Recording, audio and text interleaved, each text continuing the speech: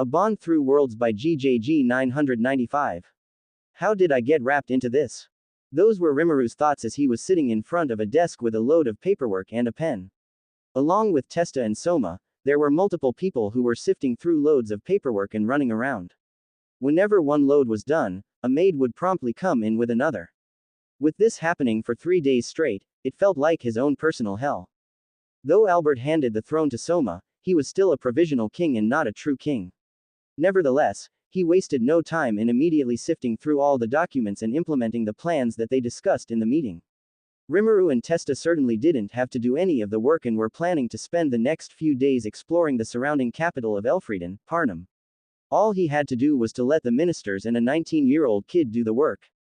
His good-hearted nature clashed with the hatred of doing any work on what he saw as his vacation. His good nature won out in the end, and so not even a couple of hours after Soma basically locked himself in the government office, he offered his assistance. He told Testa that she didn't have to help them, but she insisted, stating that she was simply happy to be with him, even if it was something as droll as paperwork. All of the government officials also worked, and it was a funny look seeing pudgy ministers running all over the castle.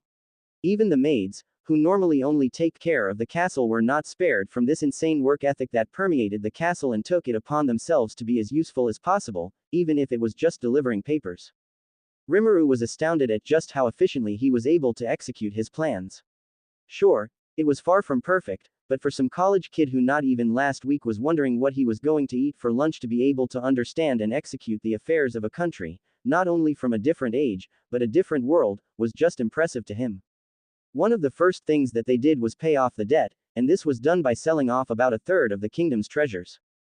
Was there some pushback? Yes. However, that was quickly put away when Soma pointed out that the treasures were practically useless, and that him, Rimuru, and Testa would eventually be going to the Empire if the debt wasn't paid off.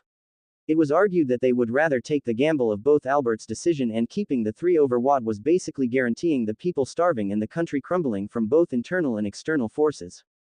The real costs came with his plans to reform the country, and this was what took the majority of their time.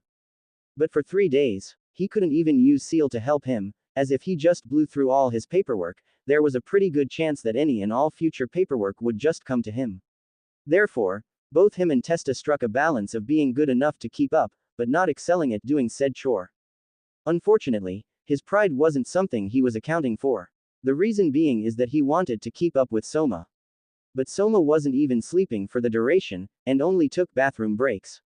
He wasn't about to leave halfway through and just dump the rest of the work on Soma. While this pace wasn't really affecting Rimuru or Testa, Soma was having some nasty bags under his eyes from pulling 3 consecutive all-nighters. Fortunately, a new face came into the door, or rather barged in. She was objectively beautiful, with platinum blonde hair tied in a ponytail and light golden eyes, fair features and complexion to suit, and was wearing a skin-tight white military academy uniform with a white and red overcoat.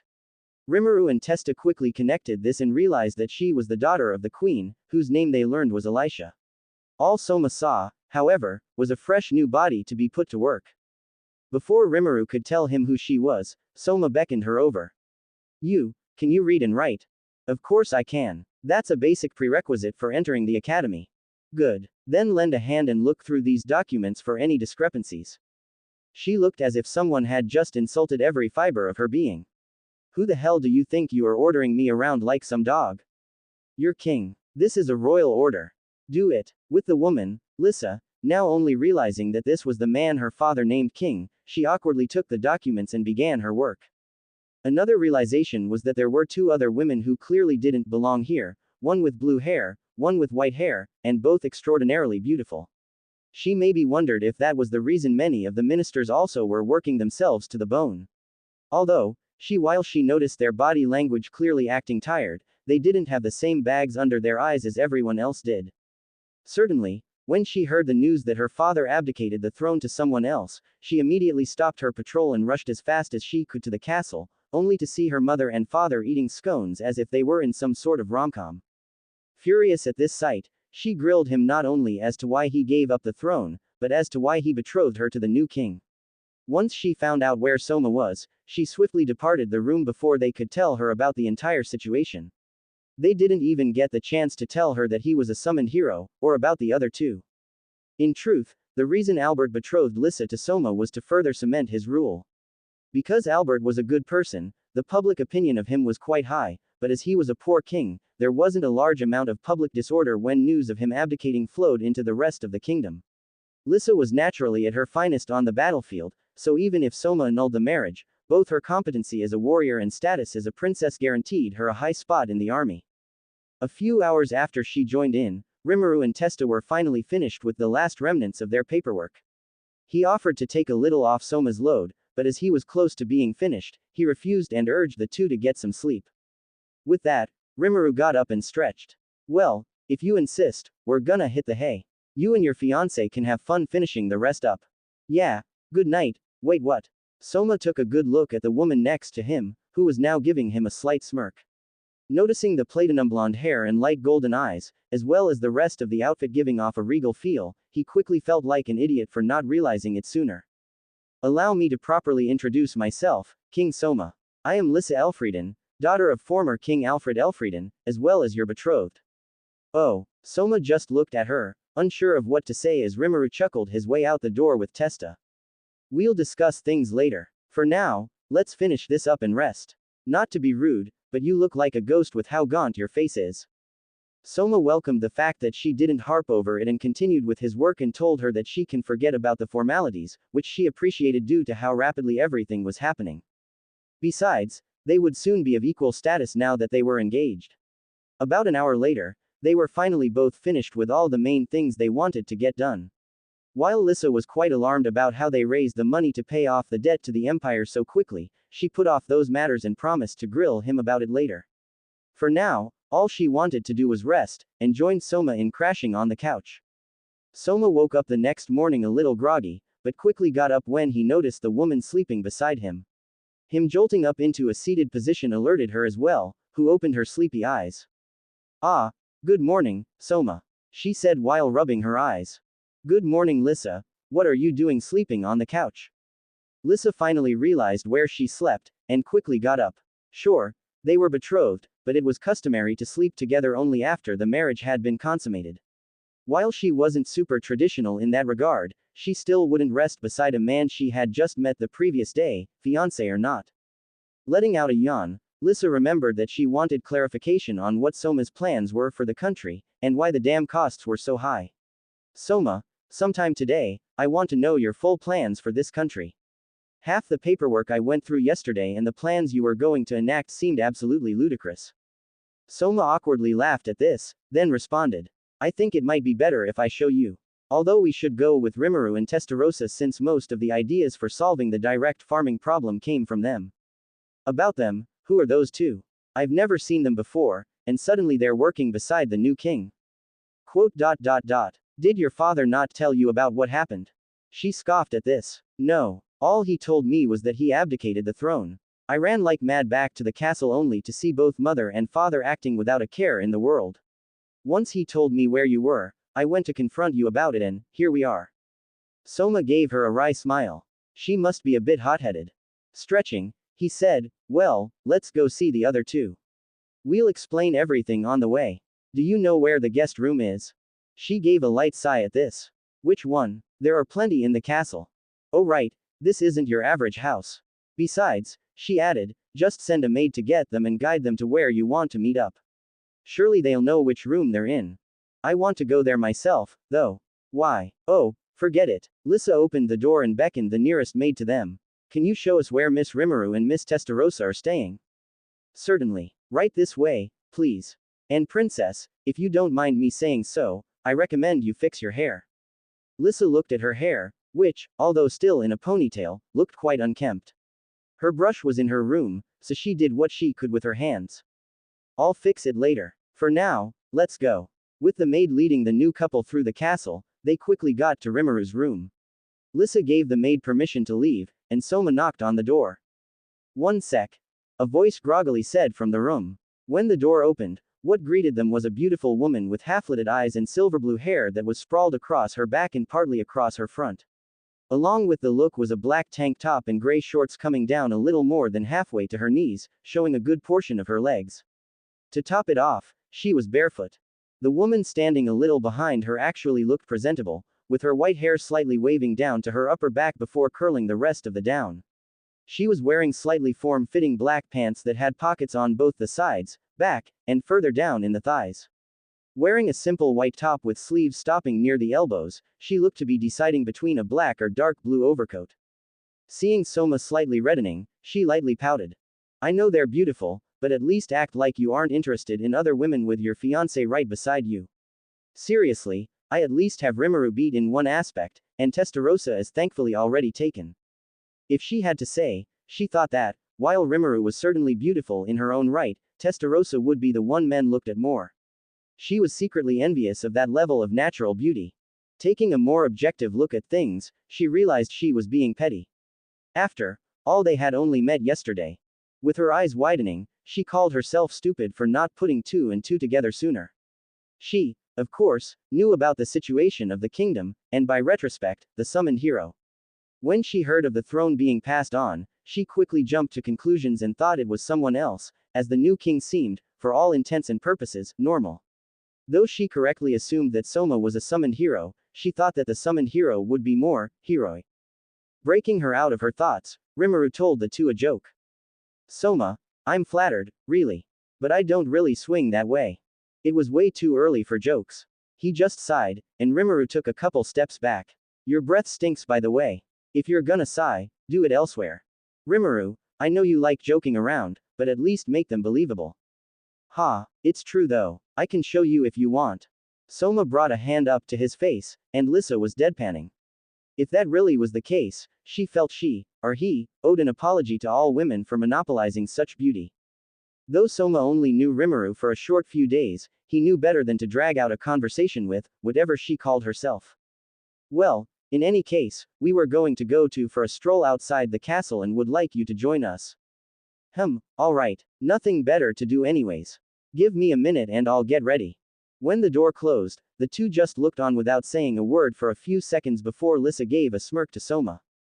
You do know that if she is telling the truth, it means you had the hots for a man. I just wasn't prepared for what I saw. And besides, there's no way that's a man. With how her voice isn't that deep, I refuse to believe it. I don't know. There are some men with high voices like that.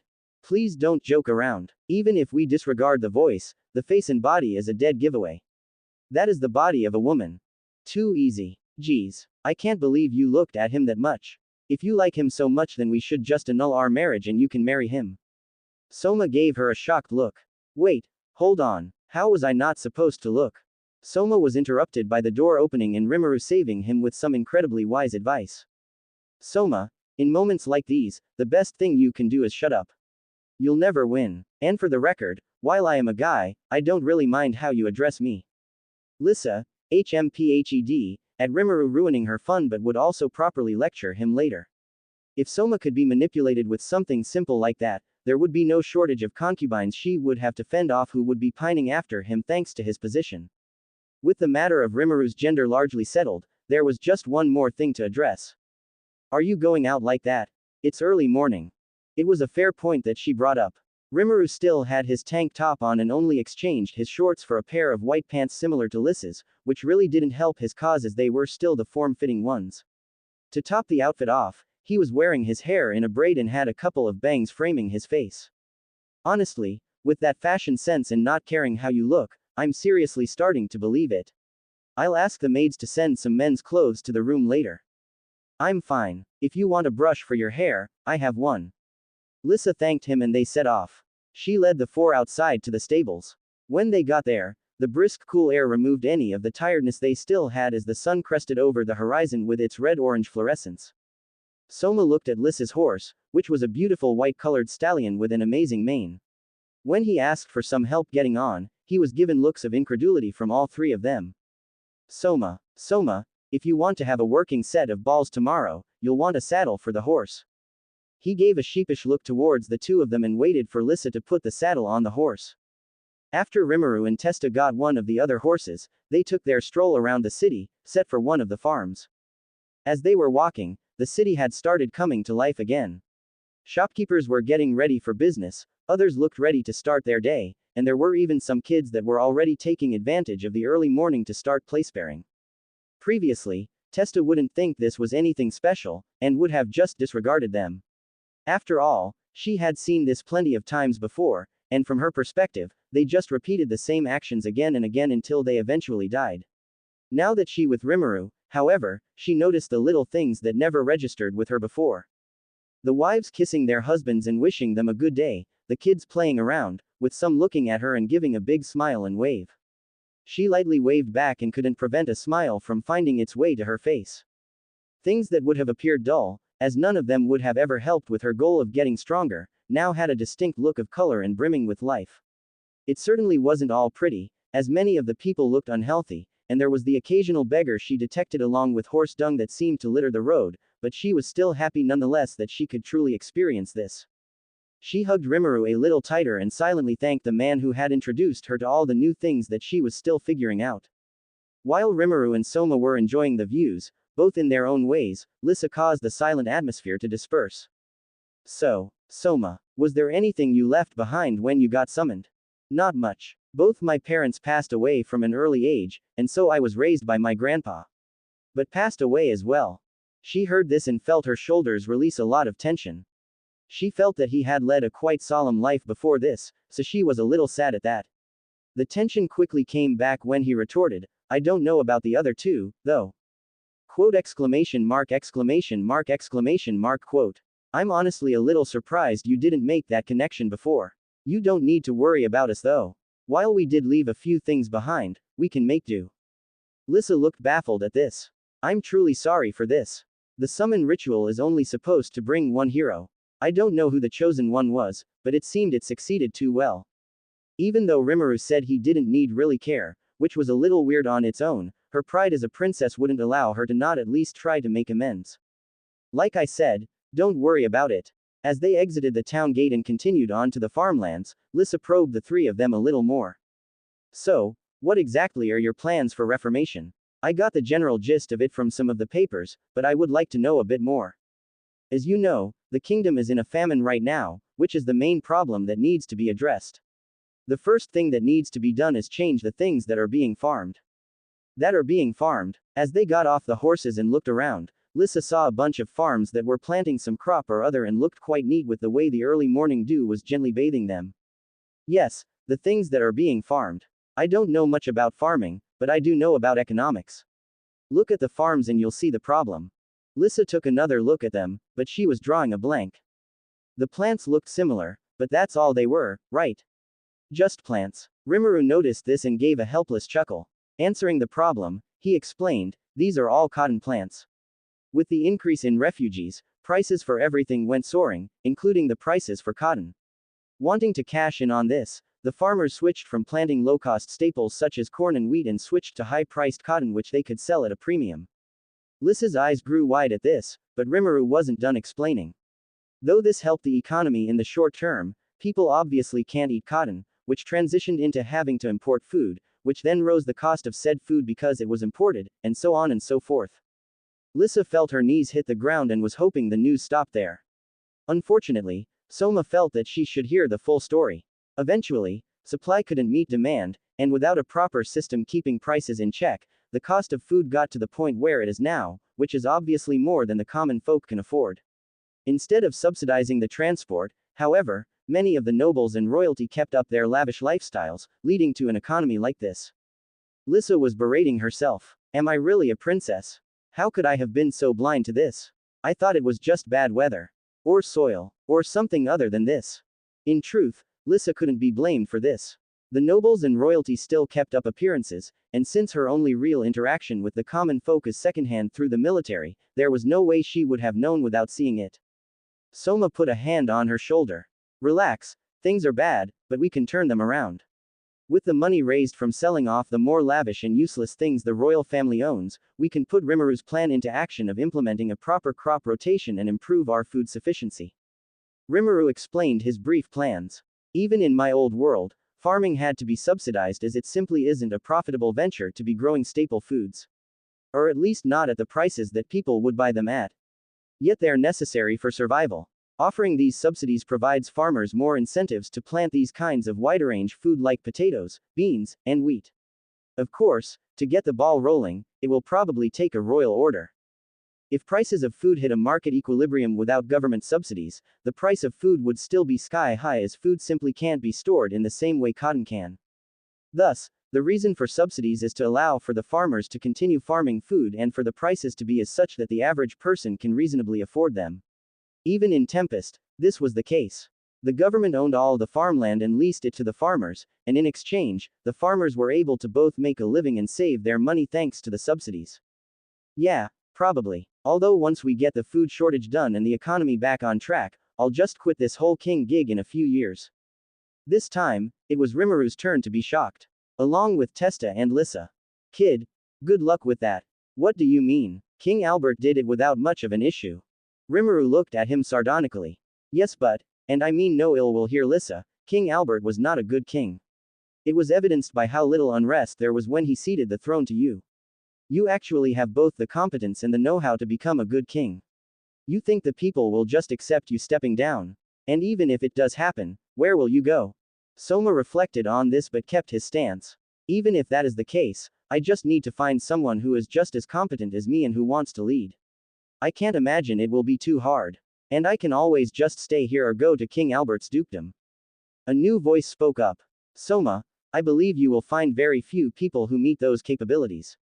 For one, not many smart people are interested in leading a nation. Testa gave her honest opinion on the matter. She had grown to slightly respect Soma, even through the occasional glances he was sending her. He was someone who had earned her lord's respect, so she believed he had earned hers as well, which is why she even bothered giving him advice in the first place. Though she had been working on it ever since she became Rimuru's subordinate, she couldn't help but somewhat look down on others whenever she saw them eye her in a lustful way. Besides, Rimuru added, who knows how things will play out in a few years. Realizing that his plans might have been a bit too ill thought, he dropped the conversation and they headed back to the castle with Lissa both hearing about stories from their old worlds along with plans for this one. Once they got back to the castle, they went to eat. Though Rimuru and Testa technically didn't have to, it would look far more suspicious if they just didn't eat at all and went to do whatever, as they were now both persons of interest and royal vassals. They'd practically always have an eye on them. With Rimuru and Testa both steeling themselves for eating food not made from Tempest, they went into the cafeteria hall. Not the royal dining hall, but the regular chow hall that was used by both the maids and the soldiers. Lissa was embarrassed to say the least, but Soma insisted, stating that all unnecessary expenses had to be cut. This included the use of the royal dining hall, which, for now, was only for looks. It certainly didn't help that with both Rimuru and Testa there, as they garnered far more attention than was necessary. Rimuru and Testa were surprised by the quality of food here. Sure, it wasn't anywhere near what they were used to, but the fat from the sausage and the lightly salted eggs gave enough flavor to where they could at least tolerate it. Testa was having a thought communication and asking Rimuru to cook some proper food, but he refused, until he eventually compromised and promised to cook something for them once they went to their room. While they were eating, Lissa and Soma were having a conversation revolving around the immediate food situation, specifically about why they were increasing food imports. Part of Soma's plan was to currently subsidize the imports by having the country buy them up and sell them to the people at a more affordable cost. This would hurt them in the short run, but until the new crops started to grow and could be farmed, people still needed to eat. Unsurprisingly, despite the food shortage, the noble families still had plenty of nice confectionaries to spare and would gift them to Soma, Rimuru, and Testarossa both to maintain goodwill in the hopes that they would be granted special favors. While Soma didn't have much of a sweet tooth, Rimuru and Testa were more than happy to eat their share. As they were having their conversation, someone walked up to them and greeted them. Normally, no one would be so brazen as to do so, as even if the new king seemed affable enough, they knew all it took was one word from him for them to be out of a job. However, this person was different. He was a sufficiently tall man completely covered in the armor of the royal guard, save for the helmet. He had long blonde hair that flowed down to his middle back, with piercing blue eyes right below his bangs. He had quite a sturdy frame that contrasted with facial features that one would view a little more on the feminine side, but still handsome, nonetheless. He was a ladies' man and gave Lissa credence to the possibility that Rimuru was male. Hello, princess, or is it queen now? His voice matched the look, and the only reason Lissa wasn't flustered is because not only does she know the man quite well, but she also knows of his personality that is calm and collected when needed, but also a bit airheaded. Technically neither. Lissa realized she should probably introduce the man to the others. This is Ludwin Arx, captain of the Royal Guard. It's a pleasure to meet your acquaintance. I have heard quite a lot about the three of you. May I join you? Though the question was directed to the four of them, it was ultimately up to Soma. Go ahead. Thank you, sire. As he took a seat, he joined the conversation about the current situation. How are the reforms going, my lord? Underwhelming. Without the talented personnel, there's only so much we can do. With many of the ministers leaving after King Albert handed the throne to me, I'm at a loss as to what to do. It doesn't help that the three dukes don't recognize me. The three dukes were related to the three major powers that, although were technically a part of the kingdom, had their own territory. In exchange, they would protect the kingdom. How it was even founded in the first place was due to their contributions in the previous war. The general of the army, Duke George Carman, is a beastman and a terrific warrior and statesman. The general of the navy, Duchess Excel Walter, is a beautiful woman with a serpent's tail, as well as a former pirate, excelling in both politics and war. The general of the air force, Duke Castor Vargas, is a dragonoot, leader of the Wyvern Force, arguably the most powerful in the army, and holds the title, King of the Skies. While the three were initially founded because of their war efforts, another reason is to ensure racial harmony in the kingdom. As they collectively control a third of the kingdom's land, they are a force to be reckoned with, and a problem if Soma can't get them to his side. Ludwin pondered at this. That is a problem, although if it is a lack of qualified people, perhaps I can help. Oh, the Royal Guard is not just limited to fighting. We also have people who are proficient in blacksmithing and science. Soma thought about this, and concluded that some help was better than none, even if it was in a different field. Whatever you can gather, please bring them to me. As you will. With breakfast finished, Rimuru wondered about something. Lissa, what was that big orb-looking thing in the castle? You mean the Jewel Voice broadcast? Yeah, that. Soma, couldn't you make an announcement from there and hold a competition like the Olympics? From the top people, we could bring them on board with us. It's a long shot, but better than nothing. Soma looked at him like he was a genius. He knew the broadcasting jewel would greatly come in handy, but he wasn't sure how best to use it. Hearing Rimuru's idea, he realized that he could make a competition of sorts and have a prize for the top people while also offering them work in the castle. Since it was broadcasted through voice and not written, anyone who heard could join in. All that was needed was the venue, and Soma had the perfect idea of what to do. Coming to a room with a large jewel surrounded by spirits of air and water, he looked at it in awe.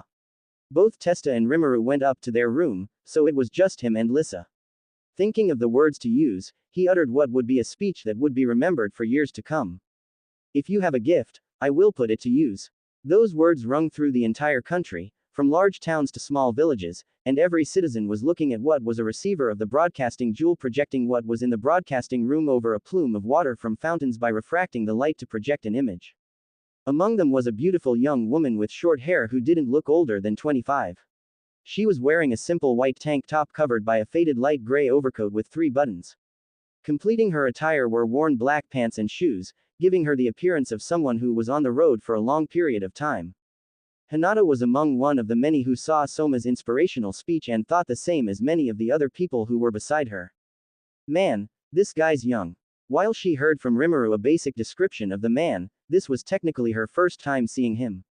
Although the quality was a little grainy, it got the job done, and more importantly, got his message out by being able to use the water and air spirits in the receiver to transmit sound. This was one of the things that she marveled at during her brief travels in the country. She was able to find a legal entrance to the country on the first day, and due to the sheer amount of refugees combined with being very lax when it came to vetting incoming immigrants, she was able to get entrance to the country on the same day. After she got in, she traveled from village to village, eventually coming to a town on the second day. One of the things she noticed was how the people of this world adapted to their environment. Since magic was a regular phenomenon that they could consistently manipulate, many of the issues surrounding logistics such as a proper water system were solved through magic.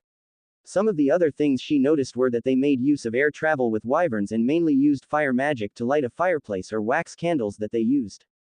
Is this how a country with magic would normally evolve? She was impressed at some of the more complicated aspects of how the people lived, but she saw that it created a fundamental problem: it would be very difficult to grow. In Tempest, Rimuru, being an otherworlder, had his old knowledge and common sense of infrastructure being a general contractor, and therefore used that to build his city and country. Yes, there were magical elements, but as for the very infrastructure of the city, most of it was physical with magically imbued strength for things like pipes and bridges. The reason for this is that, while it would cost more in the short term, anyone could maintain it, rather than relying on someone with a specific skill to do so. A perfect example would be how the labyrinth operates. Due to the sheer magical power necessary to maintain it, it required either Rimuru or Veldora to unleash the full brunt of their aura in the labyrinth about twice a month for it to continue generating monsters and allow practical combat experience for anyone who is willing to pay for it. As this was just about magical power, even the combined power of the patrons wasn't enough to fully sustain it at its most optimal level. Granted, at least in Tempest, specific skills could be learned if one dedicated their craft enough, as is the case with blacksmiths, and to be able to supply weapons to the labyrinth for adventurers to discover and recirculate, one needed the aptly named skill, blacksmithing. To her knowledge, it wasn't like that in the world of IO. If, for example, they wanted to grow to the level of Tempest, the amount of gas and water required would heavily value people born with aptitudes for heat and fire, and she was pretty sure the government would all but require those people to work in those fields, or else. Of course, they could always invent a device using something like coal power or realize the potential of electricity, but that was far in the future, and quite frankly not her concern. Right now, her main concern was going to the venue where Soma said they would be gathering people with gifts, which was the capital city of Parnam. If she went by foot or horse, she'd probably never make it. After all, the competition was scheduled in 3 days, and she was still near the outskirts of the country. Choosing to just teleport to areas that were not being watched, she quickly made it near the capital. Now all she had to do was wait the next 3 days. As for her sleeping arrangements, her time spent as the leader of the Saints and constantly traveling had well prepared her for making camp outside. Though she had no sleeping bag or tent, she was also more than capable of defending herself both from the elements and more malicious people. As the days went and came, it was quickly time for the recruitment competition to begin. Soma promised either a reward or servitude, and both were of equal value to the people. If they got a hefty cash reward, they could actually pay for the food until they were able to get out of the famine, from which they would still have plenty of savings left over. If they chose servitude, they would not only have a stable life working in the capital but could also build some powerful connections. Soma, however, failed to specify what would be tested.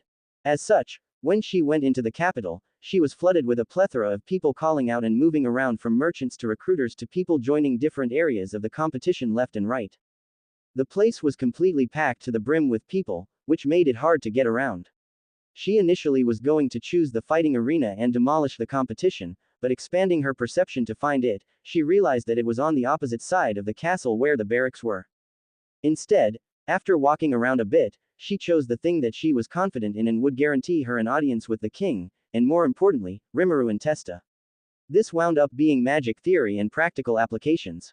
She couldn't afford to show off too much in this field, as that would practically be blowing away her cover story of a young woman whose village was destroyed by the rampaging monsters.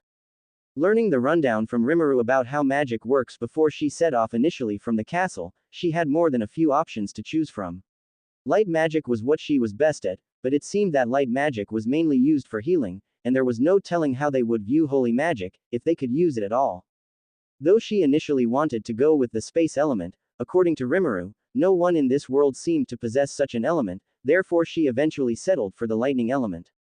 It was an uncommon element, sure, but common enough to the point that people wouldn't question it. Next, all she had to do was show her prowess, and be the best. Tempest led their world in magic development and theory, especially with the addition of the new magic cards. As she is a teacher of practical combat in the capital of Tempest, she is very literate and up to date on the latest magic theory. Being Rimuru's wife also really helps. Borrowing one of the ideas from Tempest, which involves engraving magical conduit runes throughout a weapon and a gem-like hole where a magically imbued stone can reside and change the elemental properties of such weapon, she easily won her part of the competition. While magic-imbued weaponry was quite common in the world, the idea that its elemental property could be changed was novel. It might not be very powerful right now, but with the idea discovered, all that remained was the ability to refine it. Unfortunately, thanks to the sheer amount of people there, the competition lasted for 3 days, and she had to spend an extra 2 nights in the city. Fortunately, Thanks to winning her section of the competition, she was awarded a medium cash prize, and so she rented a room at a local tavern for a couple of nights, albeit at a heavily marked up price. While the living arrangements of Soma, Rimuru, and Testa were better than Hinata, between the time Soma announced the competition and the actual start of it, they were swamped with work. On Rimuru and Testa's side, wanting to actually do something physical for a change, they opted to help set up whatever was necessary for the people to compete. This involved setting up stages for a beauty contest, setting out training weapons for a contest of combat prowess, and many more venues. Again, thanks to the huge surge of people showing up, the number of people that were admitted and processed translated into more work for them in the form of who to accept and deny. Soma, Rimuru, Testa, and Lissa were in a separate room deciding who they wanted to keep around. After all, with all the people here, it would be a waste not to get every hand they could get. Eventually, the people who stood out as the best of the best were selected to receive an audience from the king himself. Of them, there were 5 people who stood head and shoulders above the rest, along with one wild card. Hinata was among one of the very few selected and was asked to be present at the castle gates. Surprisingly enough, instead of being brought to a waiting room of some sorts and given a presentation about how to act in front of the king, she was guided by a maid right to the audience chamber. There she saw the other people who had been granted an audience, and the number was surprisingly few. She also saw a large jewel in the chamber that was hovered in the center. Detecting the air and water spirits surrounding it, she correctly assumed that device to be the transmitter for what the king used to call them in the first place. Among the contestants, she noted a dark-skinned elf with purple eyes and silver hair in a ponytail wearing a suit of armor that looked to be more for mobility, with it mainly covering her torso and coming down on her backside. She had greaves covering the extremities of her body, and most annoyingly, could briefly discern Rimuru checking her out. It was quite annoying to her that he had somewhat of a fetish for elves. Though she would be remiss to not notice her beauty that was surely honed by her muscles. If she had to guess, she was the one who showed exceptional combat skill. Next was a man wearing black robes, had black hair and eyes, and had a thin figure. While he wasn't unhealthily skinny, she pegged him for a shut-in. The only thing she could guess about why the man was here was either someone had some very high connections in the palace, or his intellect was sharp. After was a young girl with fox-like features.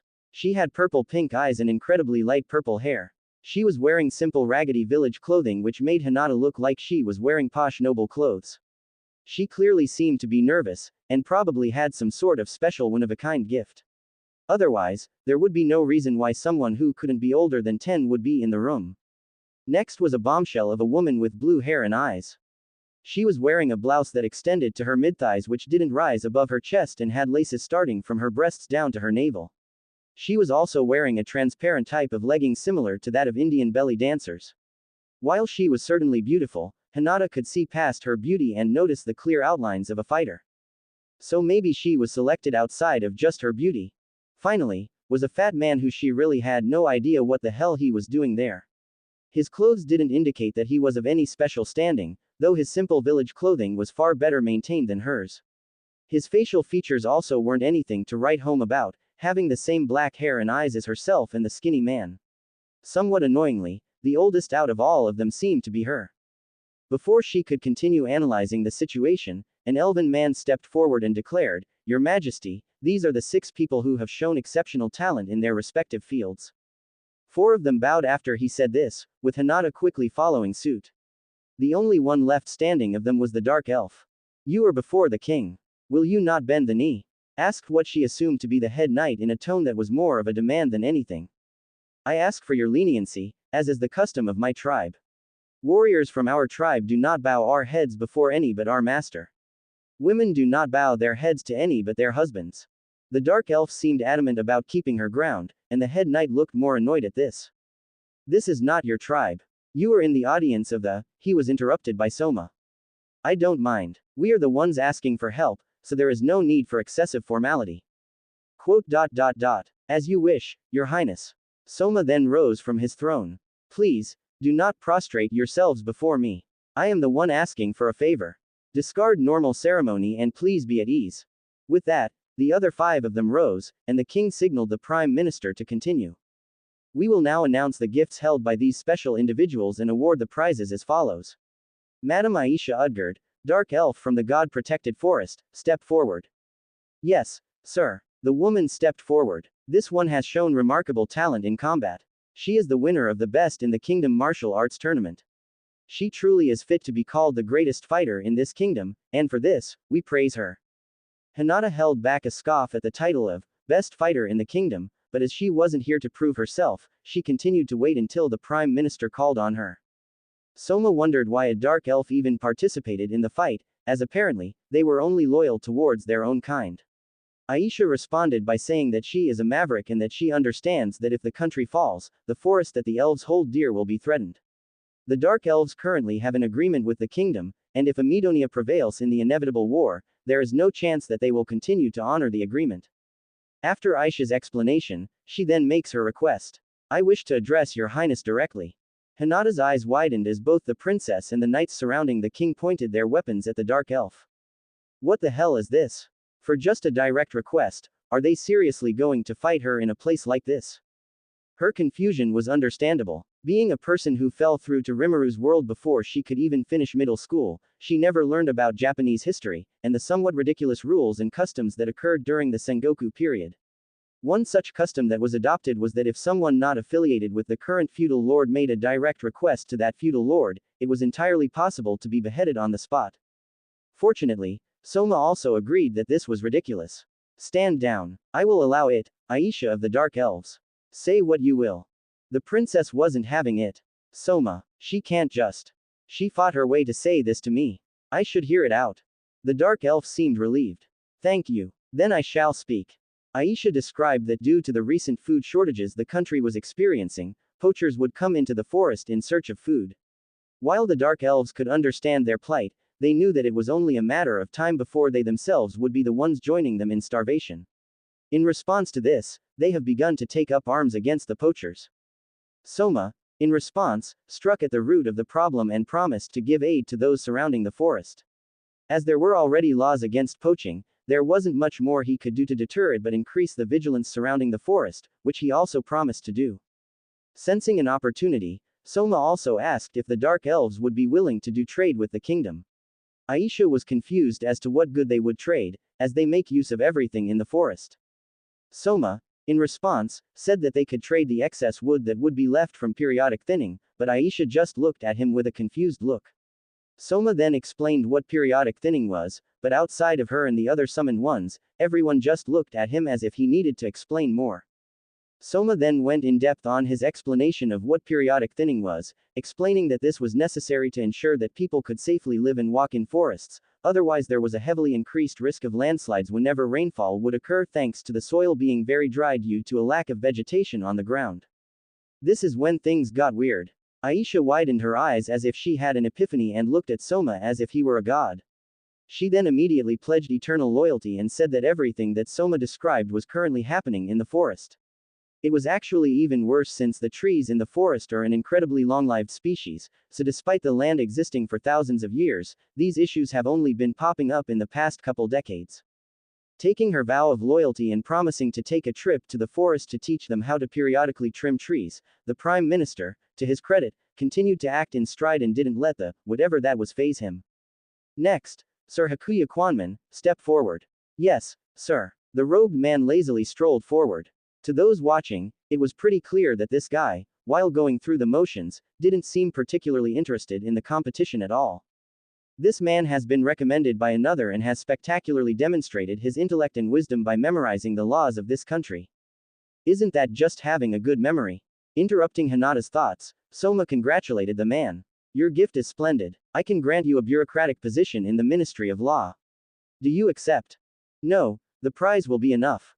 I only came here because my uncle was pestering me about needing to do something useful to society at my age, and to stop sitting around books all day. Quote. I see. Are these books just related to law? No. As long as they are interesting, I will read them. Anything from mechanics to magic to law. Soma looked like he was thinking, most likely about how to retain a man like him. In that case, will you accept a position to be a librarian for the archives in the royal palace? I'm sure there are more books than you could ever hope for there.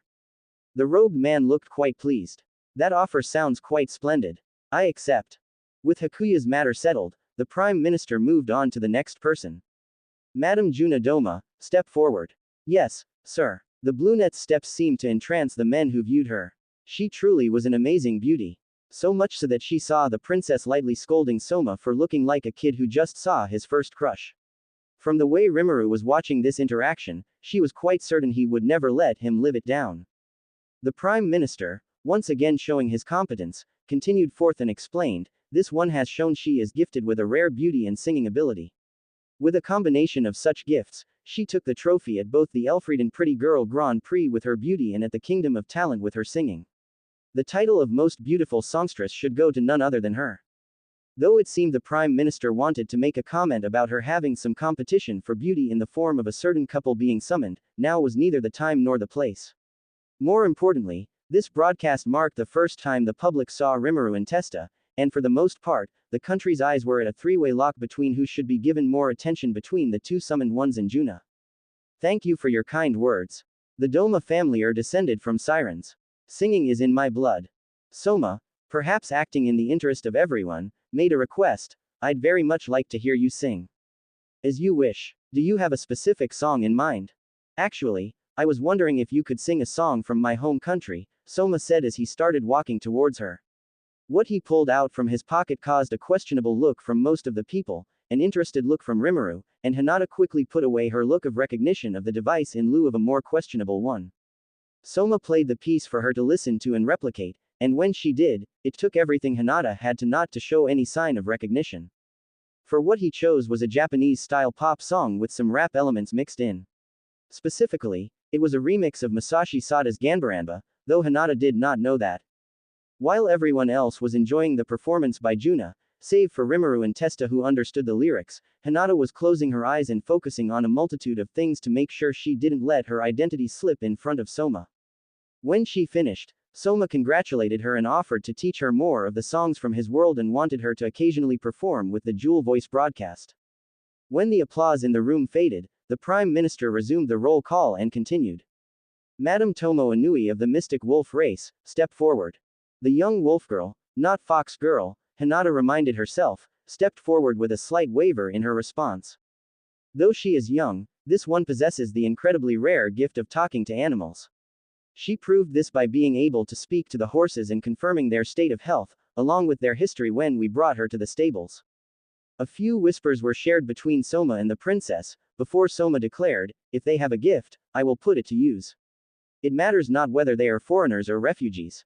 Now is not the time to be particular of such things. When Soma said those words, Tomo hesitantly spoke up. While Hinata heard it quite well, it appeared that the king did not share her superior senses when it came to hearing, so he went up and placed his head next to her, allowing her to whisper what she wanted, much to the chagrin of the head knight. Though she might regret it, Hinata chose not to eavesdrop on the secrets of such a young girl and retracted her senses. It seemed that whatever she said was quite something, however, as she noticed Soma ever so slightly tense up, before declaring a 30-minute recess. What followed was him asking Juna to perform songs for the people while the others were simply waiting around as him, the head knight, the princess, Aisha, Tomo, Rimuru, and Testa walked away, presumably to discuss whatever she told the king. Once he returned, he announced that she would be given a cash prize. Whether that was because she possessed something greater than just talking to animals or because of her being a child was up to public debate. However, many people's opinions were on the former. Once that matter was settled, the Prime Minister moved on. Next, Madame Hinata of the human race, step forward. Yes, sir. Hinata stepped forward, a militaristic rhythm to her stride. A refugee from the Demon Lord's domain, her prowess in magic theory and practical applications quickly earned her a winning spot among the competition, with a revolutionary invention to change the elemental quality of a weapon. Additionally, she possesses the lightning elemental trait, one that is quite uncommon. Yes, sir. Hinata stepped forward, a militaristic rhythm to her stride. Soma had his eye on this woman ever since he saw her. While she obviously looked Japanese and had the name to suit, logic would state that she must be a native of this world. After all, Tomo is a Japanese name, and it originated from this world. He was a little suspicious of her but decided to hold off on asking if she was Japanese, at least until he gathered more information on her. After all, the translation magic that allows him to speak to others is a two-way street, so even if he tries conversing with her in Japanese, it will simply come out in this world's language. Your gift in magic theory and applications is truly an unparalleled one. With this, I offer you a position in our research and blacksmithing department.